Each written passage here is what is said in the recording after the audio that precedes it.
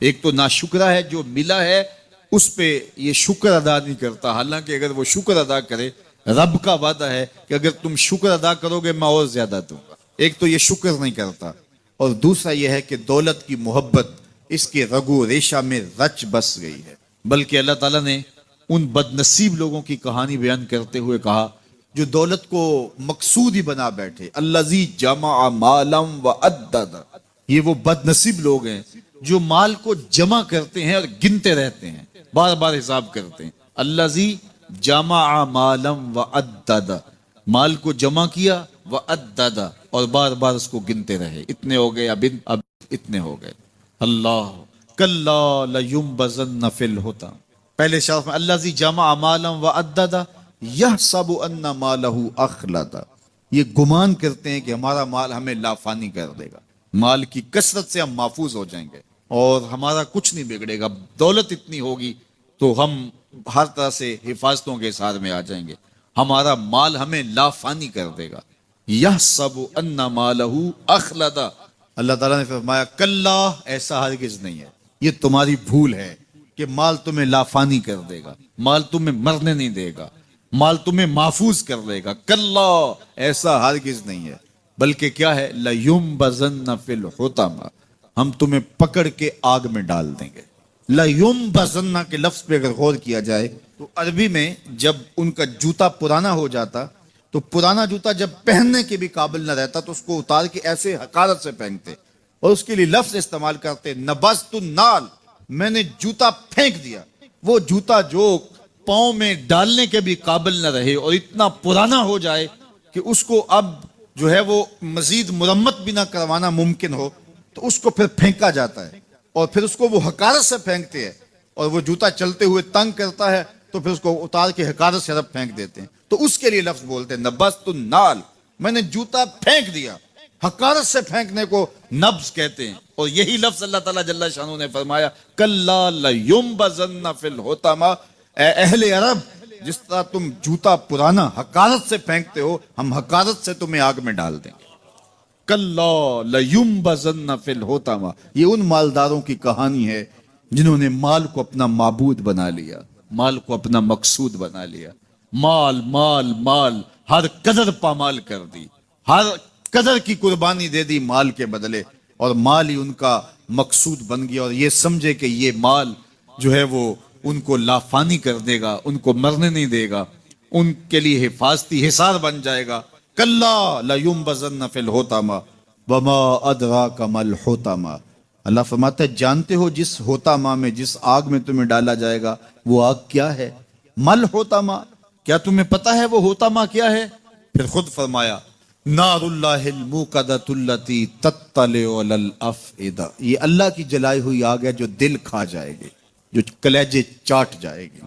تو حب زر، یہ حب دولت اور حب دنیا، یہ تمام برائیوں کی جڑ ہے، تو اس لیے اپنے اندر سے محبت زر کو نکالنے کی کوشش کیجئے اگر کہیں آپ کو داخل ہوتی محسوس ہو رہی ہے، اور حب دولت کو نکالنے کے لیے زکوٰۃ، صدقات، اسلام نے ہمیں یہ نظم دی ہے۔ اقبال نے کہا تھا حب دولت تلف می سازت زکوٰۃ، زکوٰۃ حب دولت کو زائل کرتی ہے، جب اللہ کی راہ میں لٹاؤ گے تو اس سے کم بھی نہیں ہوگا۔ میرے حضور نے 3 چیزیں قسم کر کے کہیں، حضرت ابو کبشہ الانماری رضی اللہ تعالیٰ عنہ سے مروی ہے، میرے حضور نے ارشاد فرمایا اگر کوئی شخص کسی کو معاف کر دیتا ہے تو اس کی عزت کم نہیں ہوگی، میں محمد اللہ کی قسم اٹھاتا ہوں۔ دوسری بات میرے حضور نے فرمائی کہ جو شخص مانگنے لگ جاتا ہے، سوال کا دروازہ کھول لیتا ہے، اللہ اس کے لیے محتاجی کا دروازہ کھول دیتا ہے، اس کی کبھی کمی پوری نہیں ہوتی۔ اور تیسری بات میرے حضور نے قسم کر کے کہی ما نقص مال عبد من صدقہ، کہا میں اللہ کی قسم اٹھا کے کہتا ہوں کہ صدقے سے مال کم نہیں ہوتا، صدقے سے مال گھٹتا نہیں ہے۔ تو ایک تو مال بھی نہیں گھٹے گا، یہ ضمانت کس کی ہے؟ میری نہیں ہے، یہ رسول اللہ کی ضمانت ہے۔ ایک تو مال بھی کم نہیں ہوگا، اور دوسرا یہ ہے کہ حب دولت ختم ہوگی۔ حب دولت تلف می سازت زکوٰۃ، یہ ماہ سیام آ رہا ہے تو زکوٰۃ سے حب دولت کو کم کیجئے، بلکہ صدقات دیجئے، نفلی صدقات کیجئے، غرباء کی مدد کیجئے، مساکین کی مدد کیجئے، اپنے غریب محتاج رشتہ داروں پہ غور کیجئے، ان کی مدد کیجئے، اپنی ہمسائیگی میں دیکھیے، پردے سے مدد کیجیے، ان کی عزت نفس بھی مجروح نہ ہو۔ یہ جو نمائش لگا کے 10 اخباروں میں چھپوا کے لوگوں کی مدد کرتے ہیں، اس سے گریز کیجیے۔ کبھی سوچیں کہ اگر آج کسی کی بیٹی لائن میں کھڑی ہے تو کل اگر یہ مرحلہ میری بیٹی کے لیے آ جائے تو پھر میرا مزاج کیا ہوگا۔ تو عزت نفس کا خیال رکھیے، لوگوں کی غربت کا تماشا نہ اڑائیے، اور لوگوں کی جو ہے وہ محتاجی کو اپنی تسکین کا ذریعہ نہ بنائیے۔ یہ تو اللہ نے تمہیں دیا اور انہیں نہیں دیا، اور وہ آزمائش کی گھڑی میں کھڑے ہیں، تم ان کے ساتھ کھڑے ہو جاؤ۔ تو لوگوں کی مدد کیجئے، دکھیوں کے کام آئیے، مساجد کی جو ہے وہ تعمیر کیجئے، مدارس دینیا کے ساتھ وابستہ رہیے، اور لوگوں کی فلاح کے لیے، بہتری کے لیے کام کیجئے۔ اللہ نے آپ کو دیا ہے، یہ مال یہاں رہ جانا ہے۔ میرے حضور نے فرمایا، ابن آدم کہتا ہے میرا مال میرا مال، اس کا مال وہ ہے جو اس نے کھایا یا پہنا اور پرانا کر دیا یا آگے بھیج دیا، باقی اس کا نہیں ہے، وہ وارثوں کا ہے۔ مرتے ہی ورثہ بن جائے گا، مرتے ہی ترکہ بن جائے گا۔ کفن بھی میلا نہیں ہونے دیں گے کہ بعض اولادیں تو بانٹ لیتی ہیں۔ اللہ اکبر، وہ گھر جو ان کے لیے بنایا تھا، ایک رات بھی تجھے اس گھر میں رکھنے کے لیے تیار نہیں ہوں گے۔ آج تیرا نام چھن گیا، آج کوئی یہ نہیں کہتا کہ پیچھے اس امام کے اور حاضر اس چودھری صاحب کے، حاضر اس میت کے۔ آج تو ڈیڈ باڈی بن گیا، آج تو میت بن گیا۔ آج خان صاحب، ملک صاحب، چودھری صاحب، پیر صاحب، مفتی صاحب، تیرے سارے ٹائٹل چھین لیے گئے۔ آج پیچھے اس امام کے اور دعا واسطے حاضر اس میت کے، آج تو میت بن گیا۔ آج تیرا لباس بھی پھاڑ کے اتارا ہے، آج تیرے انگوٹھے باندھ دیے گئے ہیں، ناک میں روئی ٹھونس دی گئی۔ آج تو غسال کے رحم و کرم پہ ہیں، وہ تجھے ادھر الٹ دے یا ادھر پلٹ دے، اب تیرے پاس کوئی اختیار ہی باقی نہیں رہا۔ میاں صاحب بولے، جاندی واری ڈرونا بنے ہو تے ہاتھ نہ لاندے ڈرتے۔ آج اولاد بھی دور ہے، پوتے اور پوتیاں بھی ڈرتی ہیں۔ جاندی واری ڈرونا بنے ہو تے ہاتھ نہ لاندے ڈر دے، جنہ لئی تو پاپ کمائے اج کتھے نہیں تیرے کر دے۔ آج سارے چلے گئے، تو آج اپنے ہاتھ سے اپنی زندگی کو سنوارنے کے عمل کی طرف بڑھیں اور راہ خدا میں خرچ کریں، دکھیوں، مجبوروں اور لاچاروں کے کام آئیں۔ اللہ آپ کی مدد کرے گا اور حب دنیا کم ہوگی۔ اللہ تعالیٰ جل شانہ نے سورہ عادیات میں پہلی 5 آیات میں قسمیں کی، پھر 3 آیات میں جو ہے وہ حضرت انسان کی وہ کمیاں، کوتاہیاں، جن کی بنیاد پر باقی گناہ سرزد ہوتے ہیں، ان کو بیان کیا، اور اس کے بعد پھر علاج بھی قرآن نے بتایا، اور کس قدر اس کو چوٹ لگائی۔ افلا یعلم اذا بعثر ما فی القبور وحصل ما فی الصدور ان ربهم بهم یومئذ لخبیر۔ افلا یعلم اذا بعثر ما فی القبور، اے اکڑ کے چلنے والے، اے ناشکر انسان، اے دولت کے پجاری، وہ وقت یاد کر جب تو قبر سے اٹھایا جائے گا۔ اس وقت کفن بھی چھین لیا جائے گا۔ اب سب کو چھین لیا گیا، دولت، بینک بیلنس، تیری جائیدادیں، پلازے، گاڑیاں، گھر، کوٹھیاں، بنگلے، سب کچھ یہیں رہ گیا، صرف ایک چادر کفن کی لے کے جا رہا ہے۔ لیکن جب قبر سے اٹھایا جائے گا، یہ کفن کی چادر بھی رہ جائے گی، برہنہ اٹھایا جائے گا۔ اللہ اکبر، نہ پاؤں میں جوتے، نہ سر پہ پگڑی، نہ بدن پہ کپڑا، برہنہ اٹھایا جائے گا۔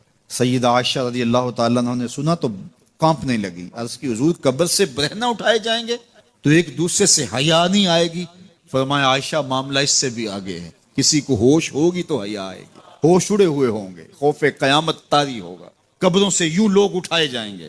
افلا یعلم اذا بعثر ما فی القبور، اب بوسرا کا جو مفہوم ہے، جو ترجمہ اور معنی ہے، وہ تو رہے، بوسرا کا جو صوتی آہنگ ہے، جب بولتے ہوئے ایک جھٹکا لگتا ہے تو قبروں سے اٹھتے ہوئے لوگوں کی کیفیت معلوم کرنے کے لیے بوسرا کا صوتی آہنگ ہی کافی ہے۔ افلا یعلم اذا بعثر ما فی القبور وحصل ما فی الصدور، حصلہ کے اوپر جو تشدید ہے، یہ معنی کو کتنی خوبصورتی کے ساتھ ایک مجسم پیکر میں سامنے لا رہی ہے۔ اللہ فرماتا پھر وہ وقت آئے گا جو سینے میں ہوگا وہ تشت ازبام ہو جائے گا۔ آج آپ مجھے نیک سمجھتے ہیں، میں آپ کو اچھا سمجھتا ہوں، لیکن میرے سینے کے اندر کیا چل رہا ہے یہ آپ کو نہیں پتا۔ یہ میں تقریر چہک چہک کے کر رہا ہوں، اس کے پیچھے کیا ہے؟ میں آپ کے دل اپنی جانب موڑنا چاہتا ہوں، آپ کی جیبیں خالی کرنا چاہتا ہوں، یا میں آپ کے سامنے پاک اور ستھرا اور بڑا جو ہے وہ نیکوکار بننا چاہتا ہوں، یا میرا مقصد رضائے الہی ہے، یہ مجھے پتہ ہے، آپ کو نہیں پتہ۔ آپ کہاں ہیں، کہاں کھڑے ہیں، میں آپ کو اچھا سمجھتا ہوں، لیکن آپ کو پتہ ہے کہ ہم کہاں کھڑے ہیں۔ لیکن قیامت کے دن یہ ساری چیزیں سامنے آ جائیں۔ وَحُصِّلَ مَا فِي الصُّدُورِ، اور سورہ الطارق میں فرمایا یوم تبل السرائر فما لہ من قوت ولا ناصر، اس دن سارے راز کھول دیے جائیں اور کوئی طاقت نہیں ہوگی جو ان رازوں کو کھلنے سے روک سکے گا۔ آج طاقتور کی بات نہیں کھلتی اور کمزور کی بات اچھال دی جاتی ہے، لیکن وہ وقت آنے والا ہے یوم تبل السرائر فما لہ من قوت ولا ناصر، نہ زور کے بل پہ، نہ زر کے بل پہ، نہ کسی اور بل پہ کسی کام کو روکا جا سکے گا، ہر شے تش تش بام ہو جائے گی۔ وہ کتنا سخت دن ہوگا۔ اے داور حشر میرا نامہ اعمال نہ پوچھ، اس میں کئی پردہ نشینوں کے بھی نام آتے ہیں، تو وہ کتنا سخت دن ہوگا۔ وَحُصِّلَ مَا فِي الصُّدُورِ إِنَّ رَبَّهُمْ بِهِمْ يَوْمَئِذٍ لَخَبِيرٌ، بے شک ان کا رب اس دن ان سے خوب باخبر ہوگا۔ وہ آج بھی باخبر ہے، لیکن آج کئیوں کو یقین نہیں کہ وہ باخبر ہے، لیکن اس دن سب کو یقین ہو جائے گا کہ میرا رب اس سے باخبر ہے۔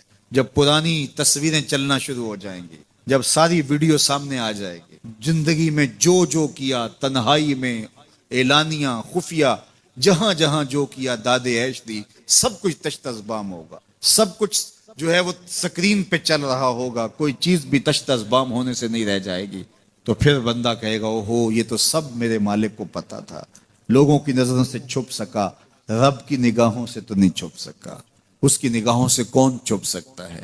یہ یقین آج اپنی روحوں میں اتار لو، اچھی طرح سے جذب کر لو۔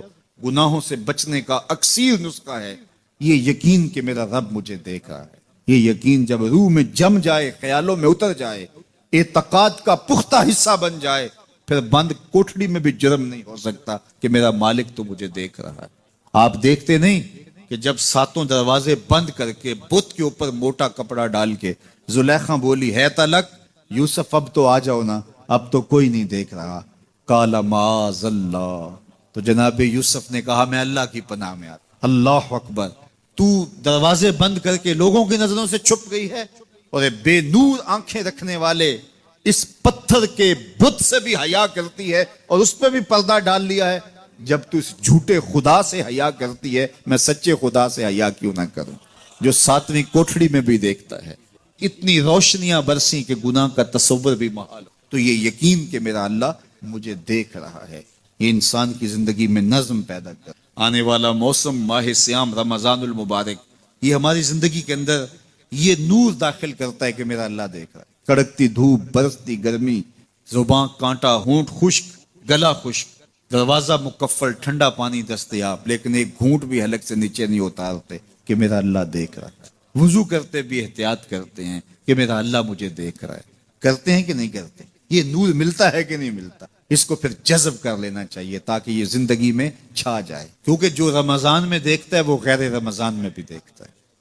اور پھر پانی نہیں پیتے کہ اللہ دیکھ رہا ہے، کھانا نہیں کھاتے اللہ دیکھ رہا ہے، لیکن جب آنکھ بھٹکتی ہے تو اس وقت اللہ نہیں دیکھتا، جب خیال بہکتا ہے تو اس وقت اللہ نہیں دیکھتا، رشوت میز کے اوپر سے لے رہے ہوں یا نیچے سے لے رہے ہوں تب نہیں اللہ دیکھ رہا ہوتا، اللہ صرف کھانے اور پینے کو دیکھ رہا ہوتا ہے۔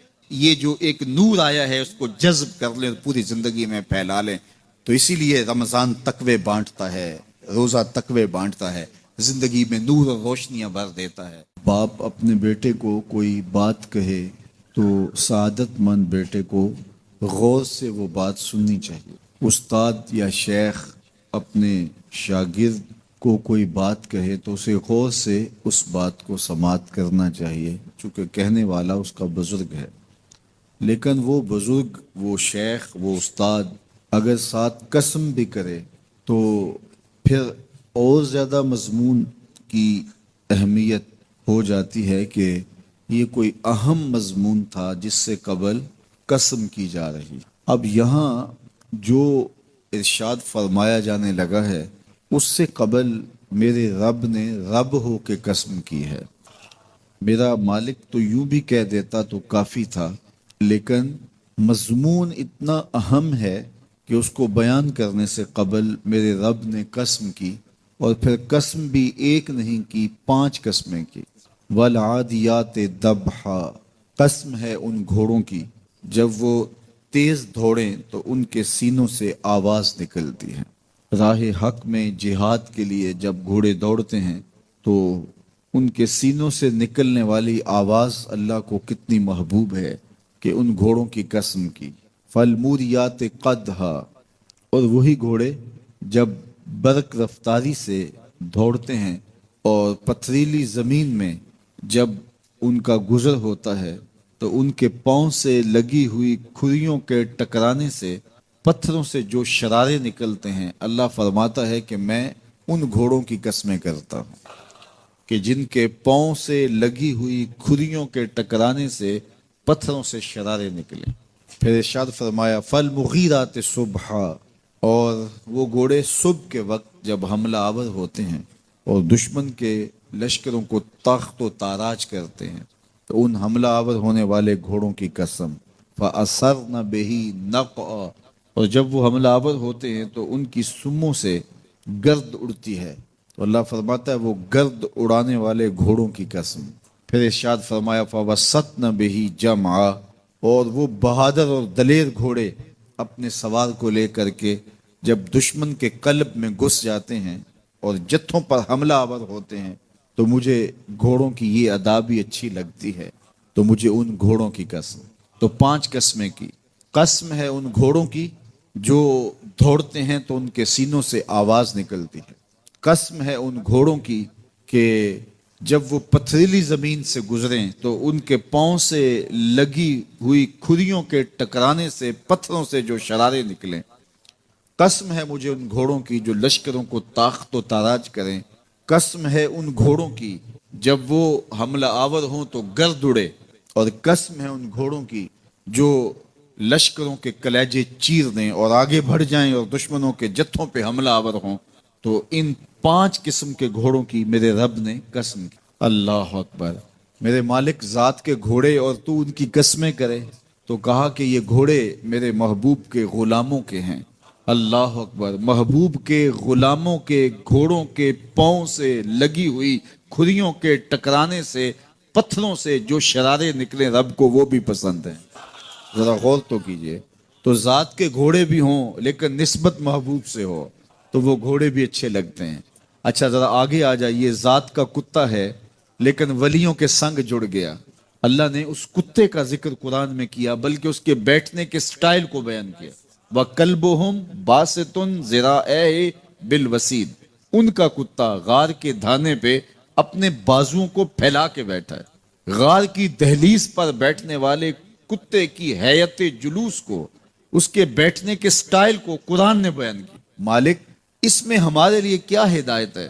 ایک کتے کے بیٹھنے کے سٹائل کو تو بیان کر رہا ہے، اس کی حیت جلوس کو بیان کر رہا ہے، انداز نشست کو بیان کر رہا ہے. تو قرآن تو سراپا ہدایت ہے، تو اس میں ہمارے لیے کیا ہدایت ہے؟ کہا یہی تو بتانا چاہتا ہوں کہ ذات کا کتا بھی ہو، سنگ نیکوں کے جڑ جائے تو وہ قابل ذکر ہو جاتا ہے، اور اگر تم میرے ولیوں سے جڑ جاؤ گے پھر تمہارا مرتبہ کیا؟ یہاں تو کتے جڑ جائیں تو قابل ذکر ہوتے ہیں. اچھا ذات کی چیونٹی ہے لیکن راہ تکتی حضرت سلیمان پیغمبر کا، تو اس چیونٹی کی گفتگو اللہ نے قرآن میں بیان کر دی اور اس کے نام کی صورت اتار دی. النمل، سورہ نمل اس چیونٹی کے نام پہ صورت ہے جو حضرت سلیمان علیہ السلام کی راہیں تک رہی تھی اور اپنی ہمجولیوں سے کہہ رہی تھی جلدی جلدی اپنی بلوں میں داخل ہو جاؤ، اللہ کے نبی کا لشکر بے خبری میں کہیں تمہیں کچل نہ ڈالے. اور حضرت سلیمان نے اس چیونٹی کی بات کو سنا. فَتَبَسَّمَ ضَاحِكًا مِّن قَوْلِهَا، اور مسکرا بھی پڑے. تو چیونٹی بھی ہو، گھوڑے بھی ہوں، کتے بھی ہوں، لیکن جب اچھے لوگوں کے سنگ جڑ جائیں، نسبت بلند ہو جائے تو وہ قابل ذکر ہو جاتے ہیں. تو ہیں گھوڑے لیکن میرا رب رب ہو کے قرآن میں ان گھوڑوں کی اداؤں کی قسمیں کر رہا ہے. وَالْعَادِيَاتِ ضَبْحًا فَالْمُورِيَاتِ قَدْحًا فَالْمُغِيرَاتِ صُبْحًا فَأَثَرْنَ بِهِ نَقْعًا وَوَسَطْنَ بِهِ جَمْعًا. قسم ان گھوڑوں کی جو تیز دوڑیں تو سینوں سے آواز نکلے، پتھریلی زمین میں جائیں تو پاؤں سے شرارے نکلیں، گرد و غبار اڑائیں، دشمن کے لشکروں کو تاخت و تاراج کر کے ان کے جتھوں میں گھس جائیں ان دلیر اور بہادر گھوڑوں کی میرا رب رب ہو کے قسم کر رہا ہے۔ یہاں قسم کی بات چلی تو اللہ نے محبوب کے گھوڑوں کی قسم کی، گھوڑوں کی اداؤں کو پسند کیا۔ محبوب کے غلاموں کے گھوڑے، ان کے پاؤں سے لگی ہوئی کھریوں سے ٹکرانے والے پتھروں سے نکلنے والے شرارے، رب کے وہ بھی محبوب۔ اللہ اکبر۔ تو پھر قسم کی بات چلی تو کبھی گھوڑوں کی قسمیں کی، کبھی محبوب کی راہ گزر کی قسم کی۔ لا اقسم بہذا البلد، مجھے قسم ہے اس شہر کی۔ تو شہر مکہ کی قسم کیوں کی؟ وہاں کعبۃ اللہ ہے، مقام ابراہیم ہے، چاہے زمزم ہے، صفا و مروہ ہے، مزدلفہ ہے، منا ہے، عرفات ہے، قدم قدم انوار کی برستی برکھا ہے، مطاف ہے، حتیم ہے، مستجاب ہے، مستجار ہے، ملتزم ہے، باب کعبہ ہے، سقف بیت اللہ ہے، قدم قدم پہ انوار برس رہے ہیں۔ شاید میرے رب نے قسم اس لیے کی ہو، شاید قسم اس لیے کی ہو، لیکن میرا رب کہتا ہے لا اقسم بہذا البلد، مجھے قسم ہے شہر کی، یعنی شہر مکہ کی۔ کیوں؟ یہاں کعبۃ اللہ ہے، یہاں مقام ابراہیم ہے، یہاں مزدلفہ ہے، منا ہے، عرفات ہے۔ کیوں قسم؟ وانت حل بہذا البلد، محبوب اس شہر کی گلیوں نے تیرے قدم چومے۔ اے انت مقیم فی ھذا البلد، امام قرطبی نے اس کا مفہوم بیان کیا۔ محبوب آپ کی اقامت اس شہر میں ہے، آپ کے سانسوں کی خوشبو سونگی ہے شہر کی فضاؤں نے، اس لیے مجھے شہر کی قسم کہ محبوب یہاں تم جو رہتے۔ اللہ اکبر۔ تو محبوب کے شہر کی قسم کی، والعصر، محبوب کے زمانے کی قسم کی، والضحا، محبوب کے چہرے کی قسم کی، واللیل، محبوب کی لٹکتی زلفوں کی قسم کی۔ کبھی کہا محبوب تیرے چہرہ زیبا کی قسم، کبھی کہا تیری زلف عنبری کی قسم، کبھی کہا تیرے شہر نور کی قسم، کبھی کہا تیرے زمانہ ہنسی کی قسم۔ اور پھر قسم کا باب چلا تو بات کہاں تک پہنچی؟ محبوب نہ صرف تیرے شہر کی قسم، نہ صرف تیری گلیوں کی قسم، نہ صرف تیرے چہرہ زیبا کی قسم، نہ تیری زلف نور کی قسم، نہ تیرے عہد زرعی کی قسم، محبوب تیری قسم تو ہے ہی تیرے غلاموں کے گھوڑوں کے پاؤں سے لگی ہوئی کھریوں کے ٹکرانے سے جو شرارے اڑتے ہیں، میں خدا ہو کے ان شراروں کو بھی پسند کرتا ہوں اور ان گھوڑوں کی بھی قسمیں۔ یہ قرآن ہے نا، والعادیات ضبحا، قسم ہے محبوب تیرے غلاموں کے گھوڑوں کی۔ اللہ اکبر۔ قسم ہے ان کے سینوں سے نکلتی آواز کی، قسم ہے ان کے پاؤں سے نکلتے ہوئے شراروں کی، قسم ہے ان کی خوبصورت اداؤں کی، ان اداؤں والوں گھوڑوں کی قسم۔ اللہ اکبر۔ یہ قسمیں کرنے کے بعد جواب قسم کیا ہے؟ دیکھیے میں یہاں بیٹھا ہوں اور میں گفتگو کے آغاز پہ ہی قسمیں اٹھانا شروع کر دوں۔ مجھے قسم ہے رب کعبہ کی، مجھے قسم ہے عرش الہی کے مالک کی، مجھے قسم ہے زمین و آسمان کے خالق کی، تو قسموں پہ قسمیں کرتا جاؤں تو جو مجھے غور سے سننے کا عادی نہیں بھی ہے تو وہ بھی متوجہ ہو جائے گا اور سننے کے لیے بے چین ہو جائے گا کہ حضرت قسموں پہ قسمیں اٹھائے جا رہے ہیں، کوئی بات ہے آج تو میرا رب رب ہو کے قسمیں کر رہا ہے۔ تو اس کے بعد جواب قسم کیا ہے؟ تو کان کھڑے ہو گئے، روحوں میں پیاس بڑھ گئی اور سماعتیں بچھ گئی کہ میرے مالک تو قسموں پہ قسمیں کر رہا ہے، کبھی گھوڑوں کی اداؤں کی قسمیں، کبھی ان کے سینوں سے نکلتے ہوئے جو ہے وہ اس مہیب آواز کی قسمیں، کبھی پاؤں سے اڑتے ہوئے شراروں کی باتیں، اور کبھی ان کے پاؤں سے اڑتی ہوئی دھول کی کہانیاں۔ تو قسم پہ قسم، اور قسمیں بھی گھوڑوں کی، تو کوئی بات ہوگی۔ تو ایک دم کان کھڑے ہو گئے تو جواب آیا ان الانسان لربہ لکنود، بے شک انسان اپنے رب کا ناشکرا ہے، انسان اپنے رب کا ناشکرا ہے۔ قسمیں گھوڑوں کی ان کی اداؤں کی اور ناشکرا حضرت انسان کو کہا۔ یہ کتنی لطیف چوٹ تھی جو حضرت انسان کو ماری گئی۔ یا اللہ ہمیں ناشکرا کہنا تھا تو کہیں اور مقام پہ کہہ لیا جاتا۔ گھوڑوں کی تو قسمیں کرے اور ہمیں ناشکرا کہے، گھوڑوں کی قسمیں ہو رہی ہوں اور انسان کو ناشکرا کہا جائے، انسان کو ناشکرا کہنا تھا تو کسی اور موقع پہ کہہ لیا جاتا۔ کہا یہی تو سمجھانا چاہتا ہوں کہ چم میٹھا نہیں ہوتا، کم میٹھا ہوتا ہے۔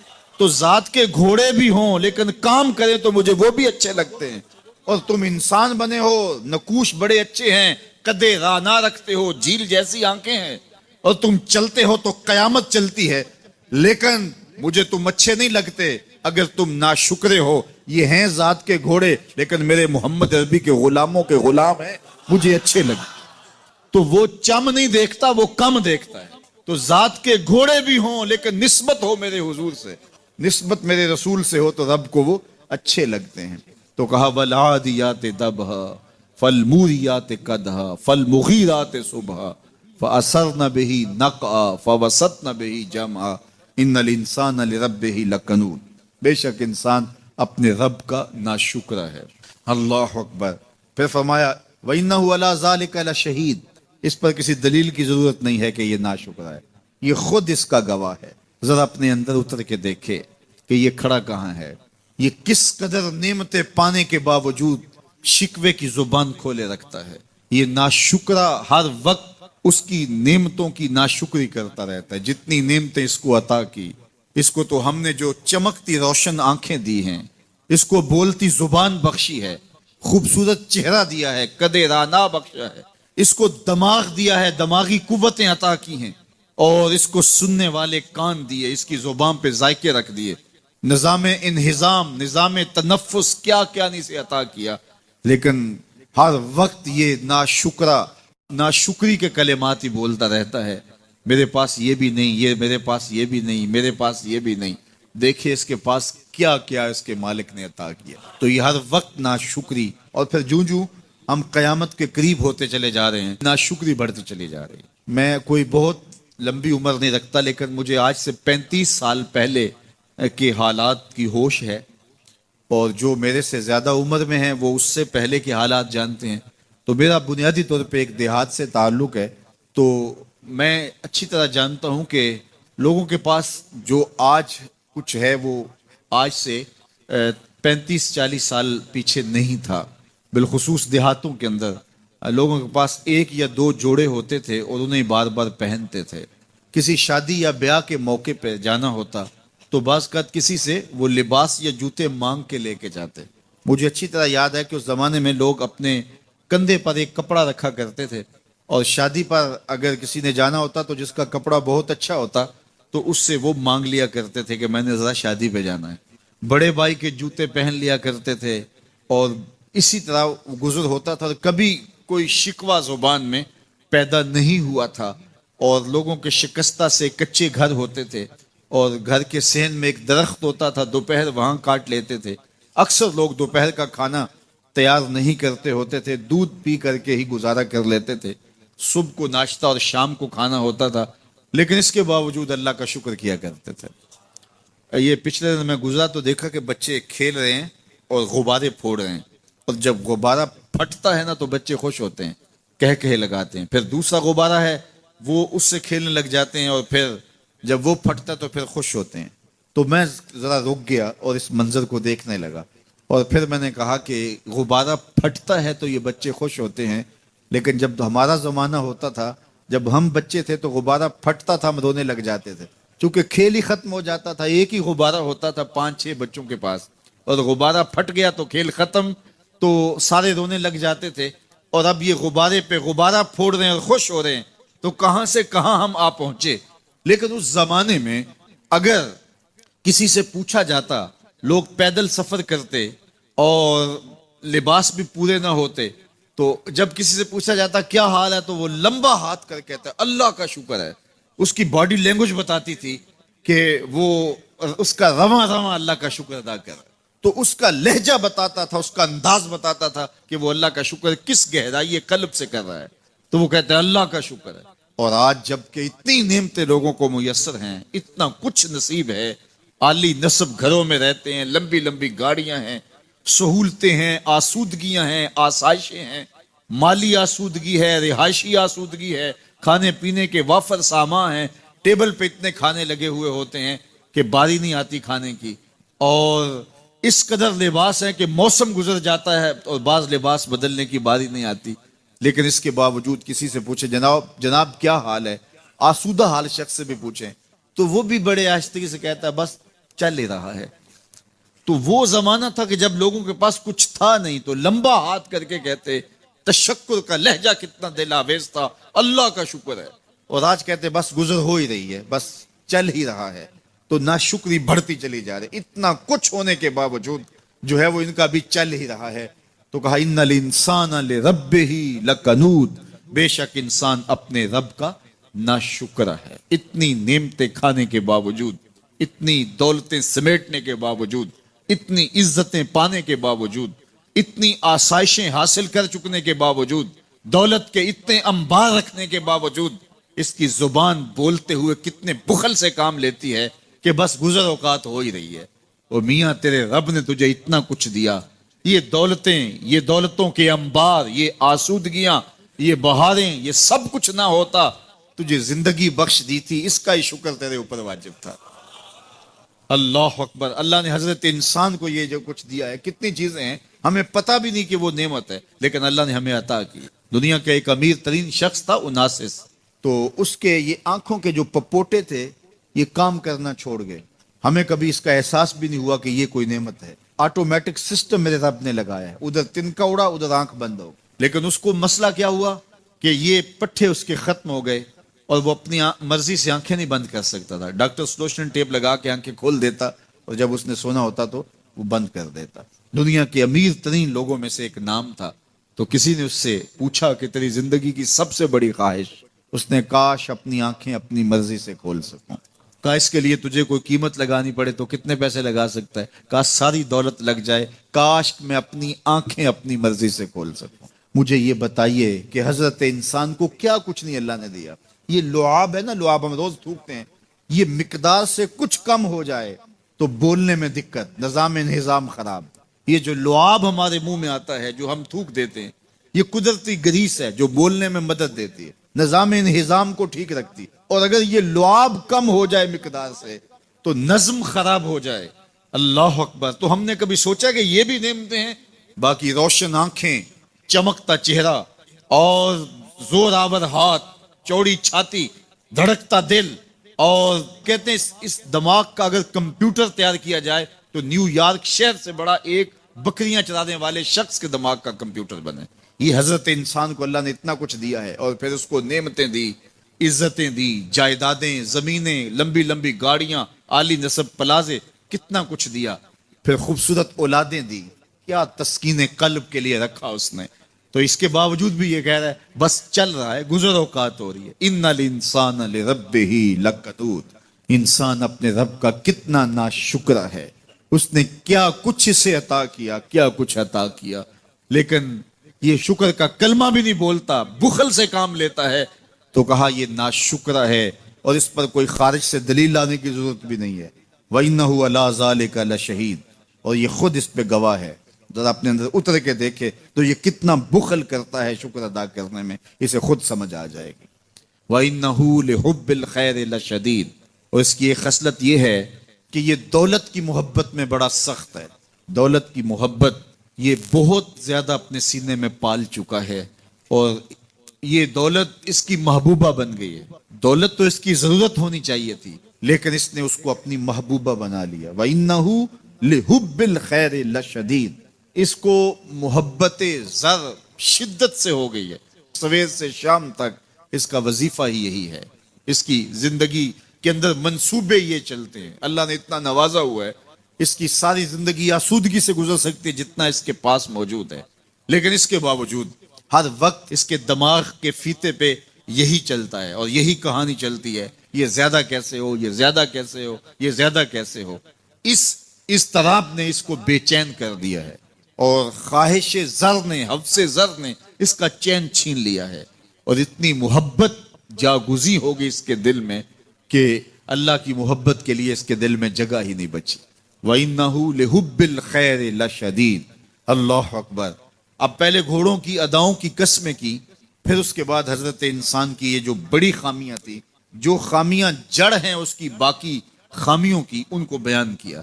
ایک تو ناشکرہ ہے، جو ملا ہے اس پہ یہ شکر ادا نہیں کرتا، حالانکہ اگر وہ شکر ادا کرے، رب کا وعدہ ہے کہ اگر تم شکر ادا کرو گے میں اور زیادہ دوں گا. ایک تو یہ شکر نہیں کرتا اور دوسرا یہ ہے کہ دولت کی محبت اس کے رگو ریشہ میں رچ بس گئی ہے. بلکہ اللہ تعالیٰ نے ان بد نصیب لوگوں کی کہانی بیان کرتے ہوئے کہا جو دولت کو مقصود ہی بنا بیٹھے. الذی جمع مالا وعدد. یہ وہ بد نصیب لوگ ہیں جو مال کو جمع کرتے ہیں اور گنتے رہتے ہیں، بار بار حساب کرتے ہیں. الذی جمع مالا وعدد، مال کو جمع کیا وعدد، اور بار بار اس کو گنتے رہے، اتنے ہو گئے، اب اتنے ہو گئے. اللہ کلا لینبذن فی الحطام. پہلے شرف میں الذی جمع مالا وعدد یحسب ان مالہ اخلد، یہ گمان کرتے ہیں کہ ہمارا مال ہمیں لافانی کر دے گا، مال کی کثرت سے ہم محفوظ ہو جائیں گے اور ہمارا کچھ نہیں بگڑے گا، دولت اتنی ہوگی تو ہم ہر طرح سے حفاظتوں کے ساتھ میں آ جائیں گے، ہمارا مال ہمیں لافانی کر دے گا. یحسب ان مالہ اخلد، اللہ تعالیٰ نے فرمایا کلا، ایسا ہرگز نہیں ہے، یہ تمہاری بھول ہے کہ مال تمہیں لافانی کر دے گا، مال تمہیں مرنے نہیں دے گا، مال تمہیں محفوظ کر لے گا. کلا، ایسا ہرگز نہیں ہے، بلکہ کیا ہے، لَيُنبَذَنَّ فِي الْحُطَمَةِ، ہم تمہیں پکڑ کے آگ میں ڈال دیں گے.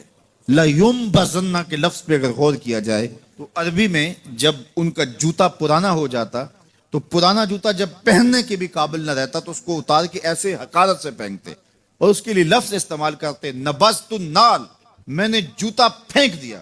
وہ جوتا جو پاؤں میں ڈالنے کے بھی قابل نہ رہے اور اتنا پرانا ہو جائے کہ اس کو اب جو ہے وہ مزید مرمت بھی نہ کروانا ممکن ہو، تو اس کو پھر پھینکا جاتا ہے اور پھر اس کو وہ حقارت سے پھینکتے ہیں، اور وہ جوتا چلتے ہوئے تنگ کرتا ہے تو پھر اس کو اتار کے حقارت سے رب پھینک دیتے ہیں. تو اس کے لیے لفظ بولتے ہیں نبذت النال، میں نے جوتا پھینک دیا.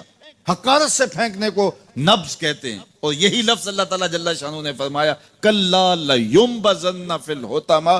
اے اہل عرب، جس طرح تم جوتا پرانا حقارت سے پھینکتے ہو، ہم حقارت سے تمہیں آگ میں ڈال دیں گے. کلا لینبذن فی الحطمہ، یہ ان مالداروں کی کہانی ہے جنہوں نے مال کو اپنا معبود بنا لیا، مال کو اپنا مقصود بنا لیا. مال مال مال، ہر قدر پامال کر دی، ہر قدر کی قربانی دے دی مال کے بدلے، اور مال ہی ان کا مقصود بن گیا، اور یہ سمجھے کہ یہ مال جو ہے وہ ان کو لافانی کر دے گا، ان کو مرنے نہیں دے گا، ان کے لیے حفاظتی حصار بن جائے گا. کلا لینبذن فی الحطمہ وما ادراک ما الحطمہ. اللہ فرماتا ہے جانتے ہو جس حطمہ میں، جس آگ میں تمہیں ڈالا جائے گا، وہ آگ کیا ہے؟ مل حطمہ، کیا تمہیں پتا ہے وہ حطمہ کیا ہے؟ پھر خود فرمایا نار اللہ الموقدۃ التی تطلع علی الافئدہ، یہ اللہ کی جلائی ہوئی آگ ہے جو دل کھا جائے گی، جو کلیجے چاٹ جائے گی. تو حب زر، یہ حب دولت اور حب دنیا، یہ تمام برائیوں کی جڑ ہے. تو اس لیے اپنے اندر سے محبت زر کو نکالنے کی کوشش کیجئے اگر کہیں آپ کو داخل ہوتی محسوس ہو رہی ہے. اور حب دولت کو نکالنے کے لیے زکوٰۃ، صدقات، اسلام نے ہمیں یہ نظم دی ہے. اقبال نے کہا تھا حب دولت تلف می سازت زکوٰۃ، زکوٰۃ حب دولت کو زائل کرتی ہے. جب اللہ کی راہ میں لٹاؤ گے تو اس سے کم بھی نہیں ہوگا. میرے حضور نے 3 چیزیں قسم کر کے کہیں. حضرت ابو کبشہ الانماری رضی اللہ تعالیٰ عنہ سے مروی ہے، میرے حضور نے ارشاد فرمایا اگر کوئی شخص کسی کو معاف کر دیتا ہے تو اس کی عزت کم نہیں ہوگی، میں محمد اللہ کی قسم اٹھاتا ہوں. دوسری بات میرے حضور نے فرمائی کہ جو شخص مانگنے لگ جاتا ہے، سوال کا دروازہ کھول لیتا ہے، اللہ اس کے لیے محتاجی کا دروازہ کھول دیتا ہے، اس کی کبھی کمی پوری نہیں ہوتی. اور تیسری بات میرے حضور نے قسم کر کے کہی ما نقص مال عبد من صدقہ، کہا میں اللہ کی قسم اٹھا کے کہتا ہوں کہ صدقے سے مال کم نہیں ہوتا، صدقے سے مال گھٹتا نہیں ہے. تو ایک تو مال بھی نہیں گھٹے گا، یہ ضمانت کس کی ہے؟ میری نہیں ہے، یہ رسول اللہ کی ضمانت ہے. ایک تو مال بھی کم نہیں ہوگا، اور دوسرا یہ ہے کہ حب دولت ختم ہوگی. حب دولت تلف می سازت زکوٰۃ. یہ ماہ سیام آ رہا ہے تو زکوٰۃ سے حب دولت کو کم کیجئے، بلکہ صدقات دیجئے، نفلی صدقات کیجئے، غرباء کی مدد کیجئے، مساکین کی مدد کیجئے، اپنے غریب محتاج رشتہ داروں پہ غور کیجئے، ان کی مدد کیجئے، اپنی ہمسائیگی میں دیکھیے، پردے سے مدد کیجئے، ان کی عزت نفس بھی مجروح نہ ہو. یہ جو نمائش لگا کے 10 اخباروں میں چھپوا کے لوگوں کی مدد کرتے ہیں، اس سے گریز کیجئے. کبھی سوچیں کہ اگر آج کسی کی بیٹی لائن میں کھڑی ہے تو کل اگر یہ مرحلہ میری بیٹی کے لیے آ جائے تو پھر میرا مزاج کیا ہوگا. تو عزت نفس کا خیال رکھیے، لوگوں کی غربت کا تماشا نہ اڑائیے، اور لوگوں کی جو ہے وہ محتاجی کو اپنی تسکین کا ذریعہ نہ بنائیے. یہ تو اللہ نے تمہیں دیا اور انہیں نہیں دیا, اور وہ آزمائش کی گھڑی میں کھڑے ہیں, تم ان کے ساتھ کھڑے ہو جاؤ. تو لوگوں کی مدد کیجئے, دکھیوں کے کام آئیے, مساجد کی جو ہے وہ تعمیر کیجئے, مدارس دینیا کے ساتھ وابستہ رہیے, اور لوگوں کی فلاح کے لیے, بہتری کے لیے کام کیجئے. اللہ نے آپ کو دیا ہے, یہ مال یہاں رہ جانا ہے. میرے حضور نے فرمایا, ابن آدم کہتا ہے میرا مال میرا مال. اس کا مال وہ ہے جو اس نے کھایا یا پہنا اور پرانا کر دیا یا آگے بھیج دیا, باقی اس کا نہیں ہے, وہ وارثوں کا ہے. مرتے ہی ورثہ بن جائے گا, مرتے ہی ترکہ بن جائے گا. کفن بھی میلا نہیں ہونے دیں گے کہ بعض اولادیں تو بانٹ لیتی. اللہ اکبر.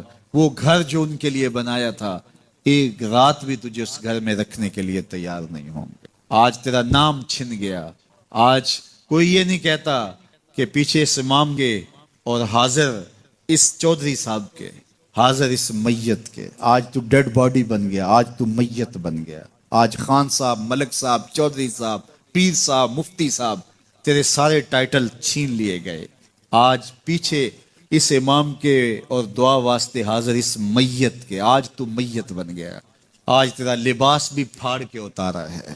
آج تیرے انگوٹھے باندھ دیے گئے ہیں, ناک میں روئی ٹھونس دی گئی. آج تو غسال کے رحم و کرم پہ ہیں, وہ تجھے ادھر الٹ دے یا ادھر پلٹ دے. اب تیرے پاس کوئی اختیار ہی باقی نہیں رہا. میاں صاحب بولے, جان دیواری ڈرونا بنے ہو تے ہاتھ نہ لاندے ڈرتے. آج اولاد بھی دور ہے, پوتے اور پوتیاں بھی ڈرتی ہیں. جان دیواری ڈرونا بنے ہو تے ہاتھ نہ لاندے ڈر دے. جنہ لئی تو پاپ کمائے اج کتھے نہیں تیرے کر دے. آج سارے چلے گئے, تو آج اپنے ہاتھ سے اپنی زندگی کو سنوارنے کے عمل کی طرف بڑھیں اور راہ خدا میں خرچ کریں, دکھیوں, مجبوروں اور لاچاروں کے کام آئیں. اللہ آپ کی مدد کرے گا اور حب دنیا کم ہوگی. اللہ تعالیٰ جل شانہ نے سورہ عادیات میں پہلی 5 آیات میں قسمیں کی, پھر 3 آیات میں جو ہے وہ حضرت انسان کی وہ کمیاں, کوتاہیاں, جن کی بنیاد پر باقی گناہ سرزد ہوتے ہیں, ان کو بیان کیا. اور اس کے بعد پھر علاج بھی قرآن نے بتایا, اور کس قدر اس کو چوٹ لگائی. افلا یعلم اذا بعثر ما فی القبور وحصل ما فی الصدور ان ربهم بهم یومئذ لخبیر. افلا یعلم اذا بعثر ما فی القبور. اے اکڑ کے چلنے والے, اے ناشکر انسان, اے دولت کے پجاری, وہ وقت یاد کر جب تو قبر سے اٹھایا جائے گا. اس وقت کفن بھی چھین لیا جائے گا. اب سب کو چھین لیا گیا, دولت, بینک بیلنس, تیری جائیدادیں, پلازے, گاڑیاں, گھر, کوٹھیاں, بنگلے, سب کچھ یہیں رہ گیا. صرف ایک چادر کفن کی لے کے جا رہا ہے. لیکن جب قبر سے اٹھایا جائے گا, یہ کفن کی چادر بھی رہ جائے گی, برہنہ اٹھایا جائے گا. اللہ اکبر. نہ پاؤں میں جوتے, نہ سر پہ پگڑی, نہ بدن پہ کپڑا, برہنہ اٹھایا جائے گا. سیدہ عائشہ رضی اللہ تعالیٰ عنہ نے سنا تو کانپنے لگی. عرض کی, حضور قبر سے برہنہ اٹھائے جائیں گے تو ایک دوسرے سے حیا نہیں آئے گی؟ فرمایا, عائشہ معاملہ اس سے بھی آگے ہے. کسی کو ہوش ہوگی تو حیا آئے گی, ہوش اڑے ہوئے ہوں گے, خوف قیامت طاری ہوگا. قبروں سے یوں لوگ اٹھائے جائیں گے. افلا یعلم اذا بعثر ما فی القبور. اب بوسرا کا جو مفہوم ہے, جو ترجمہ اور معنی ہے, وہ تو رہے. بوسرا کا جو صوتی آہنگ ہے, جب بولتے ہوئے ایک جھٹکا لگتا ہے تو قبروں سے اٹھتے ہوئے لوگوں کی کیفیت معلوم کرنے کے لیے بوسرا کا صوتی آہنگ ہی کافی ہے. افلا یعلم اذا بعثر ما فی القبور وحصل ما فی الصدور. حصلہ کے اوپر جو تشدید ہے, یہ معنی کو کتنی خوبصورتی کے ساتھ ایک مجسم پیکر میں سامنے لا رہی ہے. اللہ فرماتا پھر وہ وقت آئے گا جو سینے میں ہوگا وہ تشت ازبام ہو جائے گا. آج آپ مجھے نیک سمجھتے ہیں, میں آپ کو اچھا سمجھتا ہوں, لیکن میرے سینے کے اندر کیا چل رہا ہے یہ آپ کو نہیں پتا. یہ میں تقریر چہک چہک کے کر رہا ہوں, اس کے پیچھے کیا ہے؟ میں آپ کے دل اپنی جانب موڑنا چاہتا ہوں, آپ کی جیبیں خالی کرنا چاہتا ہوں, یا میں آپ کے سامنے پاک اور ستھرا اور بڑا جو ہے وہ نیکوکار بننا چاہتا ہوں, یا میرا مقصد رضائے الہی ہے؟ یہ مجھے پتہ ہے, آپ کو نہیں پتہ. آپ کہاں ہیں, کہاں کھڑے ہیں, میں آپ کو اچھا سمجھتا ہوں, لیکن آپ کو پتہ ہے کہ ہم کہاں کھڑے ہیں. لیکن قیامت کے دن یہ ساری چیزیں سامنے آ جائیں. وَحُصِّلَ مَا فِي الصُّدُورِ.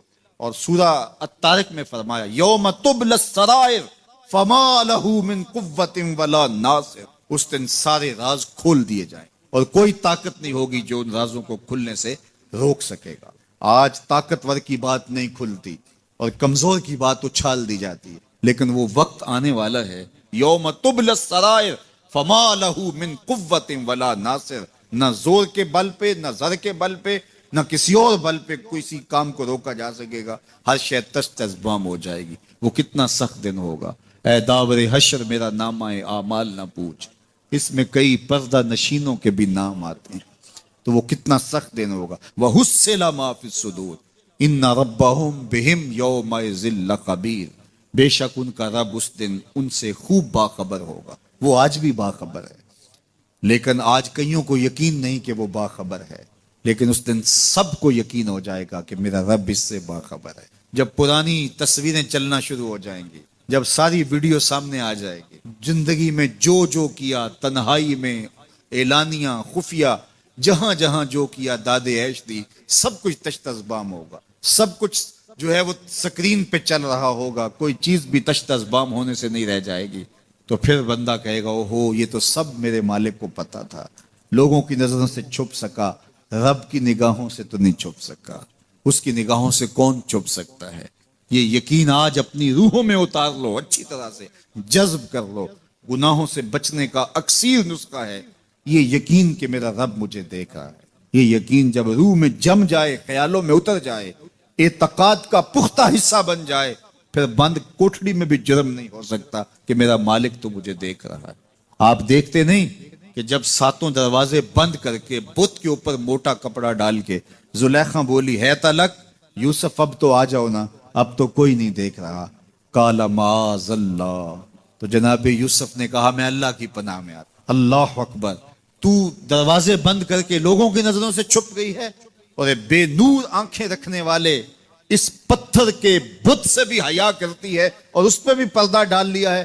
جب تو اس جھوٹے خدا سے حیا کرتی ہے، میں سچے خدا سے حیا کیوں نہ کروں جو ساتویں کوٹھڑی میں بھی دیکھتا ہے۔ اتنی روشنیاں برسی کہ گناہ کا تصور بھی محال ہو۔ تو یہ یقین کہ میرا اللہ مجھے دیکھ رہا ہے، یہ انسان کی زندگی میں نظم پیدا کرتا ہے۔ آنے والا موسم ماہ سیام رمضان المبارک، یہ ہماری زندگی کے اندر یہ نور داخل کرتا ہے کہ میرا اللہ دیکھ رہا ہے۔ کڑکتی دھوپ، برستی گرمی، زباں کانٹا، ہونٹ خشک، گلا خشک، دروازہ مکفل، ٹھنڈا پانی دستیاب، لیکن ایک گھونٹ بھی حلق سے نیچے نہیں اتارتے کہ میرا اللہ دیکھ رہا ہے۔ وضو کرتے بھی احتیاط کرتے ہیں کہ میرا اللہ مجھے دیکھ رہا ہے۔ کرتے ہیں کہ نہیں کرتے؟ یہ نور ملتا ہے کہ نہیں ملتا؟ اس کو پھر جذب کر لینا چاہیے تاکہ یہ زندگی میں چھا جائے، کیونکہ جو رمضان میں دیکھتا ہے وہ غیر رمضان میں بھی دیکھتا ہے۔ اور پھر پانی نہیں پیتے کہ اللہ دیکھ رہا ہے، کھانا نہیں کھاتے اللہ دیکھ رہا ہے، لیکن جب آنکھ بھٹکتی ہے تو اس وقت اللہ نہیں دیکھتا، جب خیال بہکتا ہے تو اس وقت اللہ نہیں دیکھتا، رشوت میز کے اوپر سے لے رہے ہوں یا نیچے سے لے رہے ہوں تب نہیں اللہ دیکھ رہا ہوتا، اللہ صرف کھانے اور پینے کو دیکھ رہا ہوتا ہے۔ یہ جو ایک نور آیا ہے اس کو جذب کر لیں، پوری زندگی میں پھیلا لیں۔ تو اسی لیے رمضان تقوی بانٹتا ہے، روزہ تقوی بانٹتا ہے، زندگی میں نور اور روشنیاں بھر دیتا ہے۔ باپ اپنے بیٹے کو کوئی بات کہے تو سعادت مند بیٹے کو غور سے وہ بات سننی چاہیے۔ استاد یا شیخ اپنے شاگرد کو کوئی بات کہے تو اسے غور سے اس بات کو سماعت کرنا چاہیے، چونکہ کہنے والا اس کا بزرگ ہے۔ لیکن وہ بزرگ، وہ شیخ، وہ استاد اگر ساتھ قسم بھی کرے تو پھر اور زیادہ مضمون کی اہمیت ہو جاتی ہے کہ یہ کوئی اہم مضمون تھا جس سے قبل قسم کی جا رہی۔ اب یہاں جو ارشاد فرمایا جانے لگا ہے اس سے قبل میرے رب نے رب ہو کے قسم کی ہے۔ میرا مالک تو یوں بھی کہہ دیتا تو کافی تھا، لیکن مضمون اتنا اہم ہے کہ اس کو بیان کرنے سے قبل میرے رب نے قسم کی، اور پھر قسم بھی ایک نہیں کی، 5 قسمیں کی۔ والعادیات ضبحا، قسم ہے ان گھوڑوں کی جب وہ تیز دوڑیں تو ان کے سینوں سے آواز نکلتی ہے۔ راہ حق میں جہاد کے لیے جب گھوڑے دوڑتے ہیں تو ان کے سینوں سے نکلنے والی آواز اللہ کو کتنی محبوب ہے کہ ان گھوڑوں کی قسم کی۔ فالموریات قدحا، اور وہی گھوڑے جب برق رفتاری سے دوڑتے ہیں اور پتھریلی زمین میں جب ان کا گزر ہوتا ہے تو ان کے پاؤں سے لگی ہوئی کھریوں کے ٹکرانے سے پتھروں سے جو شرارے نکلتے ہیں، اللہ فرماتا ہے کہ میں ان گھوڑوں کی قسمیں کرتا ہوں کہ جن کے پاؤں سے لگی ہوئی کھریوں کے ٹکرانے سے پتھروں سے شرارے نکلے۔ پھر ارشاد فرمایا فالمغیرات صبح، اور وہ گھوڑے صبح کے وقت جب حملہ آور ہوتے ہیں اور دشمن کے لشکروں کو تخت و تاراج کرتے ہیں تو ان حملہ آور ہونے والے گھوڑوں کی قسم فَأَثَرْنَ بِهِ نَقْعًا، اور جب وہ حملہ آور ہوتے ہیں تو ان کی سموں سے گرد اڑتی ہے، تو اللہ فرماتا ہے وہ گرد اڑانے والے گھوڑوں کی قسم۔ پھر ارشاد فرمایا فَوَسَّطْنَ بِهِ جَمْعًا، اور وہ بہادر اور دلیر گھوڑے اپنے سوار کو لے کر کے جب دشمن کے قلب میں گھس جاتے ہیں اور جتھوں پر حملہ آور ہوتے ہیں تو مجھے گھوڑوں کی یہ ادا بھی اچھی لگتی ہے، تو مجھے ان گھوڑوں کی قسم۔ تو 5 قسمیں کی قسم ہے ان گھوڑوں کی جو دوڑتے ہیں تو ان کے سینوں سے آواز نکلتی، قسم ہے ان گھوڑوں کی کہ جب وہ پتھریلی زمین سے گزریں تو ان کے پاؤں سے لگی ہوئی کھریوں کے ٹکرانے سے پتھروں سے جو شرارے نکلیں، قسم ہے مجھے ان گھوڑوں کی جو لشکروں کو تاخت و تاراج کریں، قسم ہے ان گھوڑوں کی جب وہ حملہ آور ہوں تو گرد اڑے، اور قسم ہے ان گھوڑوں کی جو لشکروں کے کلیجے چیر دیں اور آگے بڑھ جائیں اور دشمنوں کے جتھوں پہ حملہ آور ہوں۔ تو ان 5 قسم کے گھوڑوں کی میرے رب نے قسم کی۔ اللہ اکبر، میرے مالک ذات کے گھوڑے اور تو ان کی قسمیں کرے، تو کہا کہ یہ گھوڑے میرے محبوب کے غلاموں کے ہیں۔ اللہ اکبر، محبوب کے غلاموں کے گھوڑوں کے پاؤں سے لگی ہوئی کھریوں کے ٹکرانے سے پتھروں سے جو شرارے نکلے رب کو وہ بھی پسند ہیں۔ ذرا غور تو کیجئے، تو ذات کے گھوڑے بھی ہوں لیکن نسبت محبوب سے ہو تو وہ گھوڑے بھی اچھے لگتے ہیں۔ اچھا ذرا آگے آ جائیے، ذات کا کتا ہے لیکن ولیوں کے سنگ جڑ گیا، اللہ نے اس کتے کا ذکر قرآن میں کیا بلکہ اس کے بیٹھنے کے سٹائل کو بیان کیا۔ وَكَلْبُهُمْ بَاسِطٌ ذِرَاعَيْهِ بِالْوَسِيدِ، ان کا کتا غار کے دھانے پہ اپنے بازوؤں کو پھیلا کے بیٹھا ہے۔ غار کی دہلیز پر بیٹھنے والے کتے کی حیت جلوس کو، اس کے بیٹھنے کے سٹائل کو قرآن نے بیان کیا۔ مالک اس میں ہمارے لیے کیا ہدایت ہے؟